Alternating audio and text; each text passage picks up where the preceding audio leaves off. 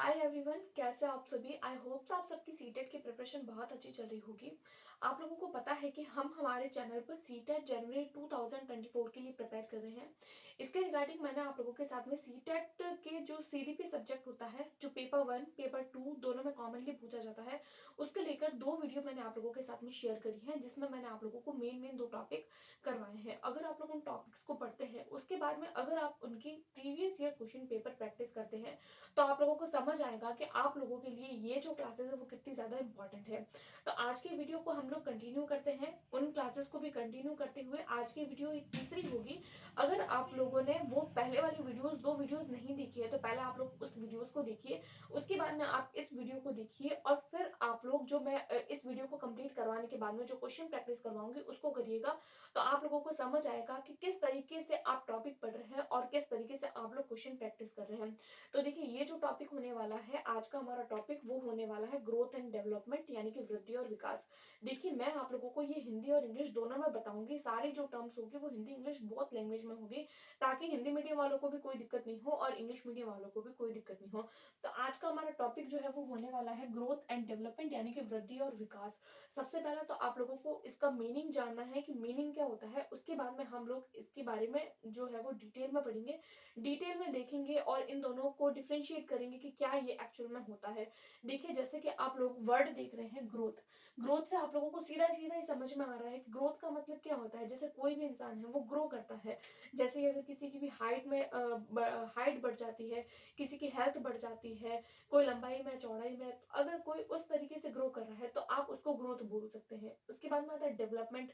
Development अगर कोई height health में भी बढ़ रहा है, अगर उसके अंदर जो है वो पॉजिटिविटी वाले गुण भी आ रहे हैं, वो जो है वो सोचने समझने की क्षमता में भी अगर किसी की बढ़ रही है, रीजनिंग कर सकता है, अच्छी उसकी मैथमेटिक हो रही है, या फिर वो शारीरिक मानसिक नैतिक हर तरीके का विकास अगर किसी में भी हो रहा है, तो उसको हम डेवलपमेंट बोलते हैं। ये तो हो गई इसकी कुछ डेफिनेशन, यानी कि एक जस्ट जनरल बात। उसके बाद में हम लोग इसके बारे में और देखते हैं कि ये एक्चुअल में होते क्या है। देखिए, सबसे पहले तो यहाँ पे मैंने लिखा है ग्रोथ। ग्रोथ में मैंने लिखा है कि इसमें सिर्फ शारीरिक बदलाव होते हैं, फिजिकल चेंज। अगर मान लीजिए कोई छोटा बच्चा है, वो जब शिशु रूप में होता है तो वो कितना छोटा होता है, इतना सा होता है। लेकिन जैसे जैसे वो बड़ा होता है तो उसमें शारीरिक बदलाव आते हैं, शारीरिक उसमें चेंजेस होते हैं, फिजिकल चेंज उस बच्चे में होने लगते हैं।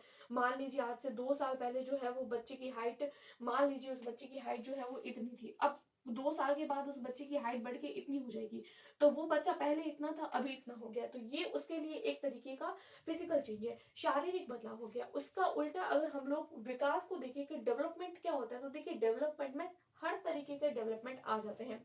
जैसे कि शारीरिक विकास, यानी कि वो शरीर से तो ग्रो करेगा, मेंटली भी वो स्ट्रांग हो जाएगा। अगर कोई भी बच्चा मेंटली भी स्ट्रांग हो रहा है तो मतलब उसका डेवलपमेंट हो रहा है। उसके बाद में हम लोग देखते हैं सामाजिक, यानी सोशल तरीके से भी वो इंटरेक्ट कर पा रहा है, सोशली भी वो बच्चा स्ट्रांग हो रहा है, तो मतलब वो डेवलप कर रहा है। उसके बाद में आता है नैतिक विकास, यानी मोरल डेवलपमेंट, यानी मोरल रूल्स भी वो बच्चा समझ रहा है। तो आप समझ सकते हैं कि इस तरीके की अगर 4 बातें ये अगर आप लोगों को दिख जाए तो मतलब वो बच्चा डेवलप कर रहा है। और जब सिर्फ फिजिकल चेंज की बात आ रही है तो मतलब वो बच्चा ग्रो कर रहा है। तो ये 2 मेन मेन बात यही होती है। उसके बाद में आता है वृद्धि जो होती है, वो देखिए मैंने लिखा है कि यहाँ पे क्वांटिटेटिव होती है, क्वांटिटी पर बेस्ड होती है, मात्रात्मक होती है।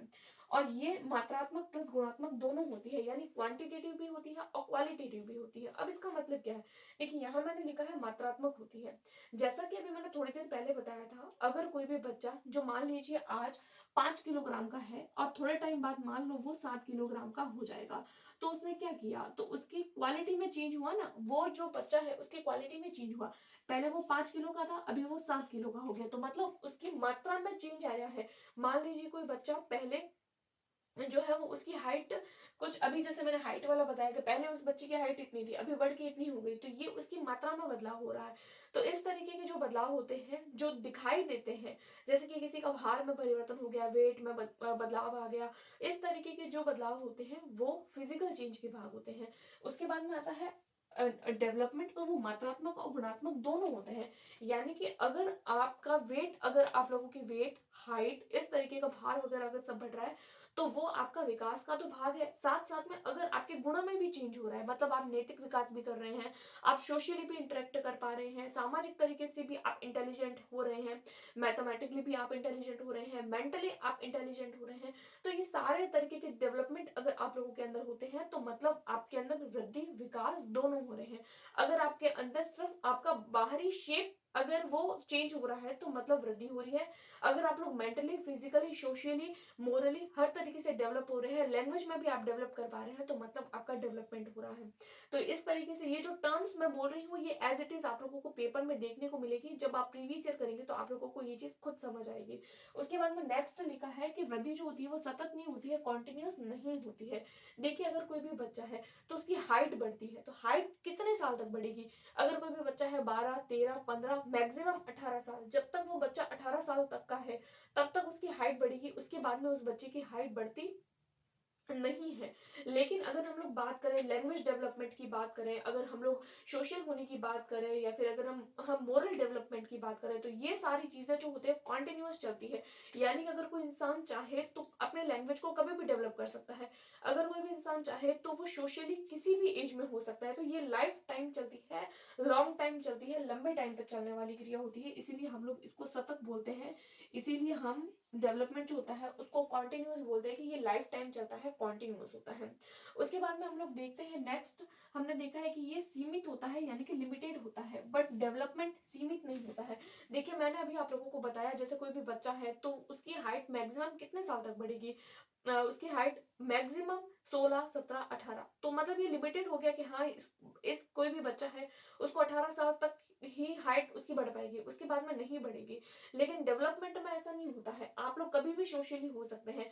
अगर आप लोग 18 साल से ऊपर के हैं तो भी आप सोशल हो सकते हैं, उसके बाद के एज के हैं तो भी सोशल हो सकते हैं। मोरली डेवलपमेंट भी आप लाइफ टाइम कर सकते हैं, लॉन्ग टाइम कर सकते हैं, लॉन्ग पूरी लाइफ आप कभी भी कर सकते हैं। तो अगर आप लोग ये सारे विकास अगर आप लोग जिंदगी मतलब पूरी जिंदगी में आप लोग कभी भी कर सकते हैं, तो इसीलिए हम लोग डेवलपमेंट को बोलते हैं कि ये सीमित नहीं होता है, लिमिटेड नहीं होता है, लाइफ लॉन्ग चलता रहता है। नेक्स्ट हम देखते हैं कि वृद्धि जो होती है वो विकास का भाग होती है। अभी मैंने आप लोगों को थोड़ी देर बताया। देखिए विकास जो होता है वो लंबा होता है और वो ब्रॉड डोमेन है, एक एक तरीके से वो ब्रॉड डोमेन है किसी भी ह्यूमन बीइंग का। लेकिन वृद्धि जो होती है वो अपने आप में सीमित होती है, छोटी सी होती है। वृद्धि जो होती है उसको आप इस तरीके से देख सकते हैं, जैसे देखिए ये है वृद्धि और इसको आप लोग विकास समझ सकते हैं। वृद्धि के जितने भी पार्ट है वो विकास के अंतर्गत ही आते हैं। यानी विकास जो होता है वो ये बाहर वाला जो गोला है उसको आप विकास समझ सकते हैं, और वृद्धि जो होती है वो अंदर वाली, यानी वृद्धि कम होती है, विकास ज्यादा होता है, ब्रॉड डोमेन होता है डेवलपमेंट।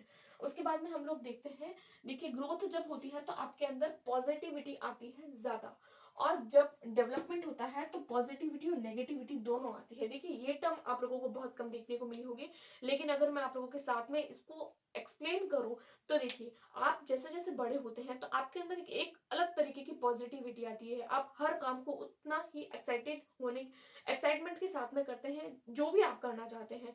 लेकिन जैसे जैसे आप और एज में आते हैं, थोड़े और बड़े होते हैं, पहले आप लोग जो है वो शिशु होते हैं, उसके बाद में हम लोग बालक बनते हैं यानी बालक बालिका, और उसके बाद में आप लोगों की और एज बढ़ती है तो एक अलग अवस्था आ जाती है। उसके बाद में युवा अवस्था आती है, वृद्धा अवस्था आती है। तो जैसे जैसे एक नॉर्मल एज से युवा अवस्था तक तो आप लोगों के अंदर एक अलग तरीके की पॉजिटिविटी आएगी।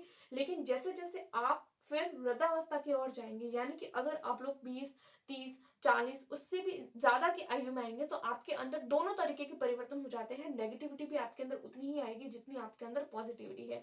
लेकिन जैसे आप शिशु से एडोलेसेंस की ओर जाते हैं, आप लोग छोटे बच्चे से यानी 2 से 3 साल के बच्चे से आप लोग 5 साल, 10 साल, 12 साल, 15 साल, 18 साल तक, तो आप जैसे जैसे बड़े होते हैं आपके अंदर वैसे ही पॉजिटिविटी आती रहती है, आप लोगों के अंदर पॉजिटिव चेंजेस होते रहते हैं।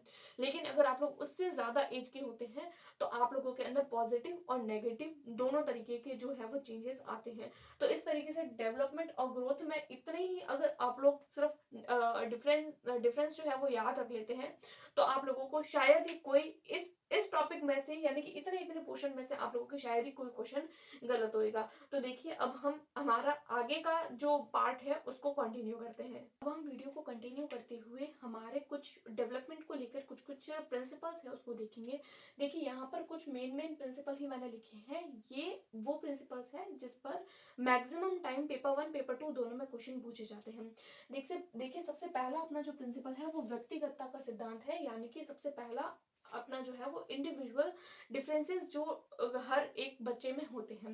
यहाँ पे लिखा हुआ है व्यक्तिगतता का सिद्धांत। देखिए आप लोगों को पता होगा अगर कोई भी बच्चा है या कोई भी इंसान है तो वो एक इंडिविजुअल डिफरेंसेस सब में होते हैं। मान लीजिए कोई बच्चा जो है वो 15 साल की एज तक मान लीजिए उस बच्चे की जो है वो हाइट इतनी बढ़ती है, और कोई जो बच्चा है वो 15 साल की एज तक अपनी इतनी हाइट जो है वो गेन कर लेता है।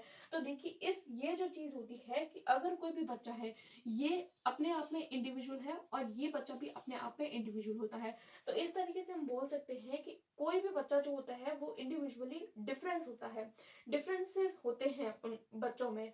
तो इसी को हम लोग व्यक्तिगतता का सिद्धांत बोलते हैं। मान लीजिए कोई भी बच्चा है तो उसमें एक लिमिटेड एज तक, मान लीजिए कोई बच्चा ऐसा होता है जिसमें 4 या 5 साल तक पूरे दांत नहीं आते हैं, लेकिन कुछ कुछ बच्चे ऐसे होते हैं उनमें जो है वो 4 से 5 साल तक या 6 साल तक पूरे पूरे दांत आ जाते हैं, यानी कि दूध के दांत जो 20 टीथ बच्चे में आने चाहिए वो आ जाते हैं, लेकिन कुछ कुछ बच्चों में ऐसा नहीं होता है।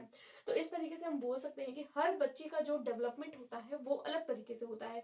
हर बच्चा इंडिविजुअल होता है, उनमें इंडिविजुअल डिफरेंसेस होते हैं। तो इसी को हम लोग व्यक्तिगतता का सिद्धांत कहते हैं। दूसरा आता है निरंतरता का सिद्धांत। जैसे कि अभी मैंने आप लोगों को बताया था कि डेवलपमेंट जो होता है वो निरंतर होता है, कॉन्टिन्यूस होता है, वो लिमिटेड नहीं होता है।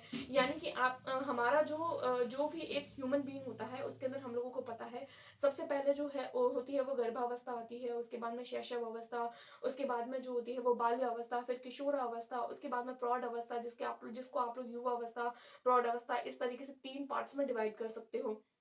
तो ये जो अवस्थाएं होती है ये अवस्थाएं शो करती है कि डेवलपमेंट जो होता है वो निरंतर होता है, कंटिन्यू होता है।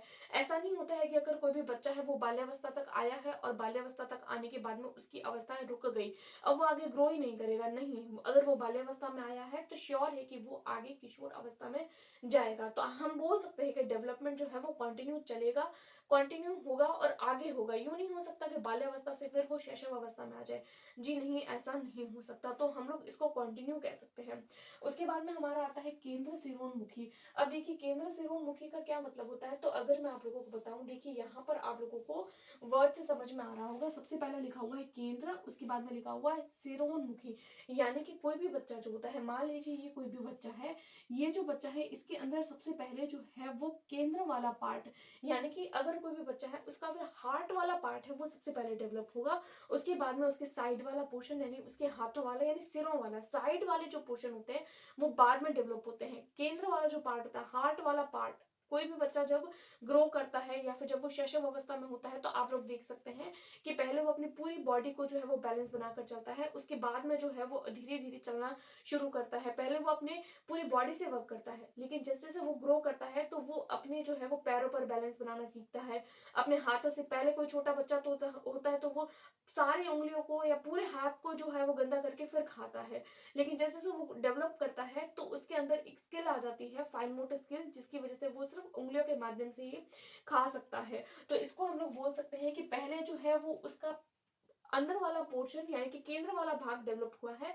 उसके बाद में उस बच्चे के अंदर जो है वो साइड वाला पोर्शन डेवलप हुआ है। उसके बाद में हम लोग देखते हैं मस्तक पोदेन मुखी। अब इसका मतलब क्या है, मान लीजिए कोई भी बच्चा है तो वो सबसे पहले अपने मस्तिष्क यानी कि अपने जो है वो सर को बैलेंस करना सीखेगा, अपनी गर्दन को, अपने ऊपर वाले पोर्शन को, धड़ वाले पोर्शन को। उसके बाद में वो लोग जो है वो बच्चा जो है वो अपने नीचे पैरों वाले पोर्शन को बैलेंस बनाना सीखता है। तो आप लोग देख सकते हैं मस्तिष्क का मतलब ही सर होता है। पहले कोई भी बच्चा वो अपने हेड नेक इस पोर्शन को जो है वो बैलेंस करेगा, उसके बाद में वो पैरों के साइड वाला पोर्शन जो है वो बाद में जो है वो बैलेंस करना सीखता है। उसके बाद में आता है समान प्रतिमान का सिद्धांत। समान प्रतिमान का सिद्धांत क्या होता है? समान प्रतिमान का सिद्धांत से आप लोग देख सकते हैं, हम लोगों ने देखा होगा, देखिए अगर कोई भी चूहा है तो चूहे से हमेशा जो संतति उत्पन्न होती है वो चूहा ही होती है। भैंस होती है तो उससे भैंस ही बनेगी, गाय से गाय ही बनेगी, इंसान से ह्यूमन बीइंग आएगा, और कोई नहीं होता। ऐसा नहीं होता है कि चूहे से आप लोगों को बिल्ली मिल रही है या बिल्ली से आप लोगों को कोई और एनिमल मिल रहा है, ऐसा कभी नहीं होता है। अगर ह्यूमन बीइंग है तो उससे ये बात श्योर है कि ह्यूमन बीइंग से हमेशा ह्यूमन बीइंग ही बनता है। यानी अगर एक पीढ़ी से दूसरी पीढ़ी ग्रो कर रही है तो वो सेम होगी, उसमें किसी भी तरीके के चेंजेस नहीं होंगे। हाँ, फिजिकली मेंटली चेंज हो सकते हैं, लेकिन उनका जो फॉर्मूला है, उनके बनने का जो फॉर्मूला है वो सेम होता है। तो उसी को हम लोग समान प्रतिमान का सिद्धांत कहते हैं। उसके बाद में हम लोग देखते हैं चक्राकार प्रगति का सिद्धांत। देखिए चक्राकार प्रगति का सिद्धांत ये बोलता है कि कोई भी बच्चा है अगर वो डेवलप कर रहा है तो वो राउंड शेप में कर रहा है। राउंड शेप का मतलब है कि वो चक्राकार तरीके से कर रहा है। अब ये चक्राकार क्या है कि जब मान लीजिए, देखिए ये कोई भी बच्चा है तो वो सबसे पहले ग्रो करेगा। अब ग्रो करने का मतलब ये नहीं कि वो बच्चा कंटिन्यू ग्रो करेगा, नहीं, ऐसा नहीं होता है। वो बच्चा हो सकता है कि अभी वो ग्रो करे, फिर वो ग्रो करना थोड़े टाइम के लिए रुक जाए, फिर वो थोड़ी टाइम बाद और ग्रो करेगा, हो सकता है फिर वो और रुक जाए।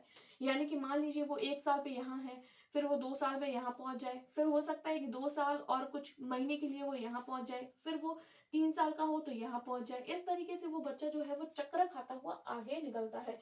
यानी वो कंटिन्यू उसका नहीं होता है कि 1 साल में उसको इतना बढ़ना है तो वो बच्चा इतना ही ग्रो करेगा, 2 साल में इतना ग्रो करना है तो इतना ही करेगा। ऐसा नहीं होता है।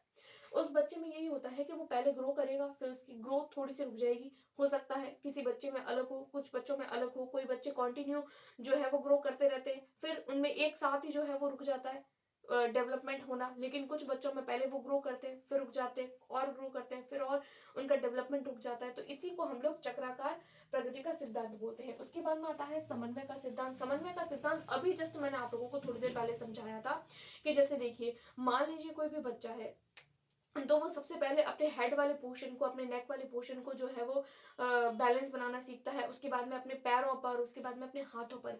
तो अगर कोई भी बच्चा है वो पहले थोड़े थोड़े अपने बॉडी के पार्ट्स को जो है वो बैलेंस करना सीखता है, और कुछ टाइम के बाद वो बच्चा जो है वो अपने पूरी बॉडी, होल बॉडी पार्ट्स, पूरी की पूरी बॉडी जो है उसको बैलेंस बनाना सीख जाता है। तो इस तरीके से हम कह सकते हैं कि एक बच्चा जो होता है वो पार्ट से लेकर होल तक जाता है। यानी पहले उसने अपने जो है वो छोटे छोटे पहले होल से लेकर पार्ट तक जाता है। यानी पहले उसने जो है वो अपने पूरी बॉडी को बैलेंस बनाया है, उसके बाद में वो अपने छोटे छोटे पार्ट्स को बैलेंस बनाता है। हाथों पर वो जो है वो बच्चा बैलेंस करना सीखता है, पैरों पर अलग से बैलेंस करना सीखता है, गर्दन पर, सर पर अलग से बैलेंस करना वो बच्चा सीख जाता है। तो देखिए ये तो कुछ कुछ प्रिंसिपल्स थे डेवलपमेंट को लेकर। यहाँ पर कुछ ये चार जो है इसको आप लोग डबल स्टार लगा सकते हैं, क्योंकि ये चारों जो है बहुत ज्यादा इंपॉर्टेंट है मेनली। अब थोड़ी देर बाद जब मैं आप लोगों को इसके प्रीवियस ईयर कराऊंगी तो आप लोगों को खुद समझ आएगा कि इन चारों में से कितने सारे क्वेश्चन पूछे गए हैं। अब हम लोग देखते हैं कुछ इंपॉर्टेंट बातें। देखिए वृद्धि और विकास जो होता है वो एक दूसरे पर आश्रित होते हैं, एक दूसरे के पूरक होते हैं, एक दूसरे के संपूरक होते हैं। देखिए ये मैंने नोट में इसीलिए लिखा है क्योंकि ये बहुत ज्यादा इंपॉर्टेंट है। देखिए वृद्धि और विकास जो होता है वो एक दूसरे पर डिपेंडेंट रहती है। दोनों जो है वो इंडिविजुअल नहीं होते हैं, अलग नहीं होते हैं, दोनों जो है वो मिलकर काम करते हैं। देखिए अगर किसी भी बच्चे में वृद्धि हो रही है, वृद्धि का मतलब है कि वो विकास की ओर भी जाएगा। अगर विकास हो रहा है तो मतलब उस बच्चे के अंदर वृद्धि हो चुकी है, तभी वो उस बच्चे में विकास हो रहा है। यानी दोनों चीजें जो होती है वो किसी भी ह्यूमन बीइंग के लिए इक्वली इंपॉर्टेंट होती है। इसीलिए हम कहते हैं कि ये एक दूसरे पर डिपेंडेंट रहते हैं, एक दूसरे पर आश्रित है, एक दूसरे के बिना ये नहीं हो सकते। उसके बाद में मैंने नेक्स्ट पॉइंट लिखा है कि वृद्धि व विकास की दर जो होती है वो अलग अलग होती है, लेकिन क्रम समान होता है। अब दर का मतलब होता है रेट। जैसे कि अभी मैंने थोड़ी देर पहले आप लोगों को बताया था, एक एग्जांपल दिया था कि मान लीजिए कोई बच्चा जो है वो उसकी दांत, मान लीजिए 5 साल की एज तक किसी बच्चे के 20 पूरे दूध के दांत आ जाते हैं। लेकिन कोई बच्चा ऐसा होता है जिसके 8 साल तक, 9 साल तक, 10 साल तक भी बच्चों के कई बार ऐसे जो होते हैं वो आते रहते हैं, गिर जाते हैं, फिर से आते हैं, फिर से गिरते हैं, फिर से आते हैं। तो ऐसे जरूरी नहीं है कि 3 साल तक 4 दांत आने हैं, 5 दांत आने हैं, सारे दांत आने हैं, 2 साल तक सारे दांत आ जाएंगे, तो ऐसा जरूरी नहीं है। हर बच्चे की जो दर होती है, हर बच्चे की जो रेट होती है ग्रो करने की, तो वो अलग होती है। उसके बाद में हम लोग देखते हैं इसका क्रम सेम होता है, क्रम समान होता है। क्रम सेम होने का मतलब ये है कि देखिए, अगर कोई भी बच्चा है वो पहले गर्भावस्था धारण करेगा, फिर शैशवावस्था, उसके बाद में बाल्यावस्था, फिर किशोरावस्था, उसके बाद में युवावस्था, और उसके बाद में उस बच्चे में वृद्धा, यानी वो ह्यूमन बीइंग है उसके अंदर वृद्धावस्था आती है। तो हम लोग बोल सकते हैं कि एक सीरीज होती है, प्रॉपर सीरीज होती है कि हाँ, शैशवावस्था के बाद में बाल्यावस्था आएगी, ये चीज कंफर्म है। एक क्रम होता है, एक फिक्स क्रम है इसका, कि ये चीज एक सीरीज में चलेगी। ऐसा कभी नहीं हुआ है कि पहले आपके अंदर बाल्यावस्था आ गई, उसके बाद में आप लोगों के अंदर जो है वो शैशवावस्था आ गई। ये चीज उल्टी कभी नहीं चलती है, हमेशा एक सीरीज में चलती है। तो इसीलिए हम इसको कह सकते हैं कि इसकी दर अलग अलग होती है, क्रम सेम होता है, रेट इसकी अलग अलग होती है, लेकिन इसकी जो सीरीज होती है वो सेम रहती है।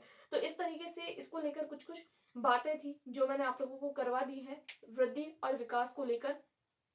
अब हम लोग इसको लेकर कुछ कुछ क्वेश्चन सॉल्व करेंगे। अगर आप लोग इस पूरी वीडियो को अच्छे से अगर आप लोगों ने देखा है, और अब अगर आप इस क्वेश्चन को करते हैं, तो आप लोगों को खुद समझ आएगा कि आप कितना अच्छा कर रहे हैं। आप लोगों को खुद को समझ आएगा कि आप लोगों को ये टॉपिक कितना अच्छा समझ आया है।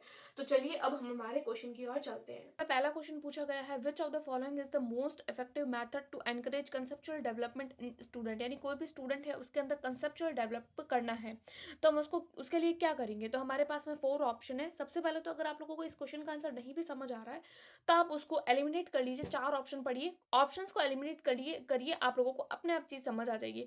आप लोगों को 4 ऑप्शन में से एक ऑप्शन ढूंढना है कंसेप्चुअल डेवलपमेंट से रिगार्डिंग। तो देखिए, आप लोगों को फर्स्ट दिया गया है, give student multiple example and encourage to them to use reasoning. देखिए, रीजनिंग की बात हो रही है, ठीक है। उसके बाद में हम सेकंड ऑप्शन पढ़ेंगे। यहाँ पे बोला हुआ है यूज पनिशमेंट टिल स्टूडेंट। देखिए, use punishment, punishment negative word होता है, तो ये ऑप्शन हमारा नहीं होगा।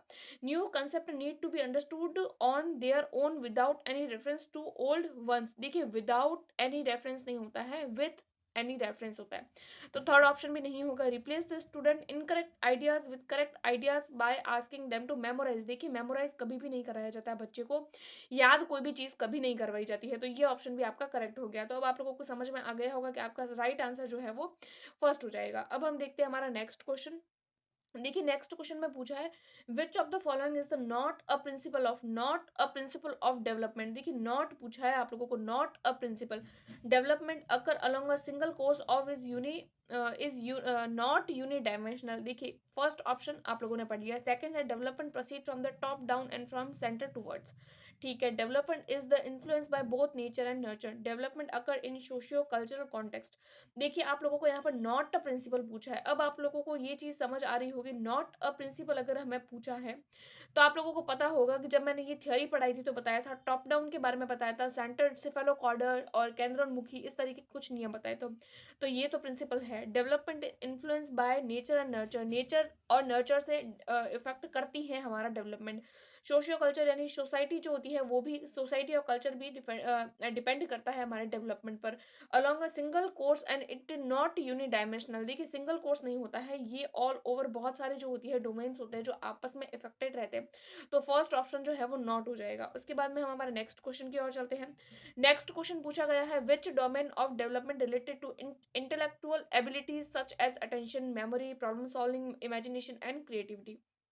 यानी कि अगर कोई भी बच्चा है, वो अटेंशन कर रहा है, मेमोरी कर रहा है, प्रॉब्लम सॉल्विंग कर रहा है, इमेजिनेशन कर रहा है, वो बच्चा क्रिएटिव है, तो इस तरीके का ऑप्शन अगर आ रहे हैं, तो देखिए, बच्चा क्रिएटिव भी है, प्रॉब्लम सॉल्व भी कर रहा है, तो देखिए इमोशनल डोमेन नहीं होगा, क्योंकि इमोशंस की बात नहीं हो रही है। सोशल डोमेन में नहीं होगा, सोसाइटी की बात नहीं हो रही है। फिजिकल डोमेन नहीं होगा, क्योंकि बॉडी की बात नहीं हो रही है।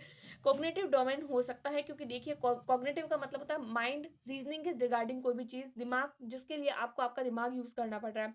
आपका संज्ञान कितना है, आपका ज्ञान कितना है। अगर आप लोग प्रॉब्लम सॉल्व कर रहे हैं, तो मतलब आपका जो कॉग्निटिव डेवलपमेंट है वो हुआ है, इसीलिए आपका सेकंड ऑप्शन राइट हो जाएगा। अब हम चलते हैं हमारे नेक्स्ट क्वेश्चन की ओर।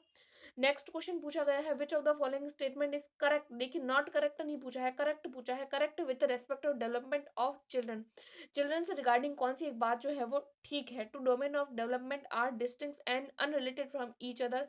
देखिए, अनरिलेटेड नहीं होता है, ये आपस में सारे रिलेटेड होते हैं, इसलिए फर्स्ट ऑप्शन आपका कैंसिल हो गया। फिर सेकंड ऑप्शन आता है, different theory of child development agree on the same idea regarding development of children. देखिए, सभी बच्चों में जो डेवलपमेंट होता है वो सेम तरीके से होता है, तो जी नहीं, सब बच्चों में डेवलपमेंट अलग अलग तरीके से होता है।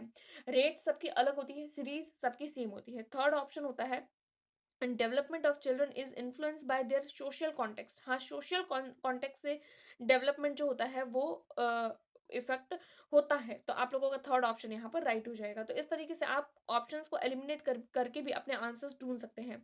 अब आता है which of the following principle suggest that different body part developed at different rated at various stage of development. देखिए डिफरेंट बॉडी पार्ट्स है, और बॉडी पार्ट से रिगार्डिंग आपका कौन सा ऑप्शन आप लोगों को इसके अंदर दिख रहा है? तो डिफरेंट बॉडी पार्ट से रिगार्डिंग तो देखिए डेवलपमेंट ऑफ यूनिडायमेंशनल, नहीं यूनिडायमेंशनल नहीं होता है। यूनिट डायरेक्शनल भी नहीं होता। डिसकंटिन्यूअस नहीं होगा। तो आप लोगों का एक ही ऑप्शन बचा है, प्रॉक्सिमल डिस्टल्स एंड सिफेलोकॉर्डल। देखिए कल भी मैंने बताया था आप लोगों को सरोन पदोन्मुखी और इस तरीके से दो रूल आप लोगों को बताए थे। तो वो जो है वो आपके बॉडी से रिगार्डिंग चीजें हैं, डिफरेंट बॉडी पार्ट, और बॉडी पार्ट से लेकर ये सर से लेकर पैर तक, केंद्र से लेकर सिरों तक। तो ये आप लोगों का ऑप्शन जो है वो सही हो जाएगा। नेक्स्ट क्वेश्चन हम लोगों को पूछा गया है, dash principle of development state that development of motor skill start from centre of the body and proceed towards to extremities. देखिए ऐसा कौन सा प्रिंसिपल है जो सेंटर से स्टार्ट होता है और एक्सटर्नल बॉडी पार्ट तक आता है? तो देखिए स्पाइरल नहीं होता, स्पेसिफिक नहीं होगा, प्रॉक्सिमल डिस्टल हो जाएगा। देखिए सिफेलोकॉर्डल नहीं होगा, क्योंकि सिफेलोकॉर्डल जो होता है वो ऊपर से लेकर हेड टू लेकर टो तक होता है। यहाँ पे हम लोग को तो अंदर से बाहर की तरफ पूछा है, तो प्रॉक्सिमल डिस्टल हो जाएगा।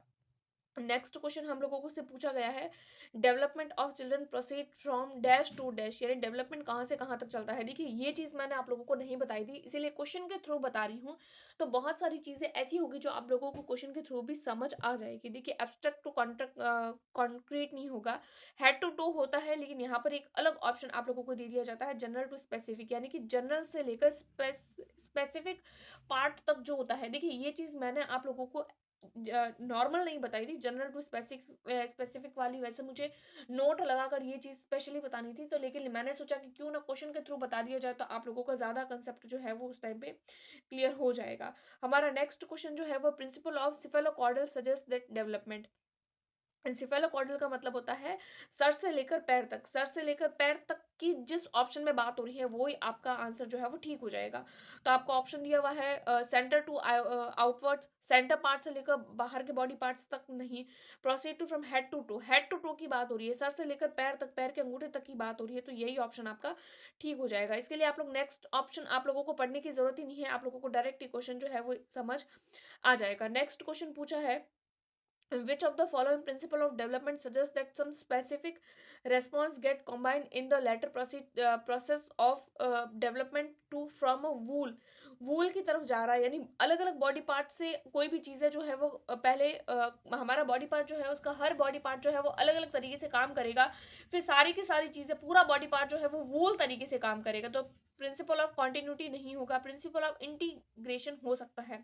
इसीलिए हो सकता है क्योंकि कल भी मैंने बताया था कि हमारे बॉडी के पार्ट्स जो होते हैं वो पहले अलग अलग तरीके से जो है वो काम करते हैं, फिर पूरा बॉडी जो है वो वूल तरीके से काम करता है। तो प्रिंसिपल ऑफ इंटीग्रेशन, तो ये ऑप्शन भी आप लोगों का ठीक हो जाएगा। तो देखिए इस तरीके से आपके सारे के सारे क्वेश्चन जो मैंने अभी प्रैक्टिस करवाए हैं आप इनको अच्छे से करिए।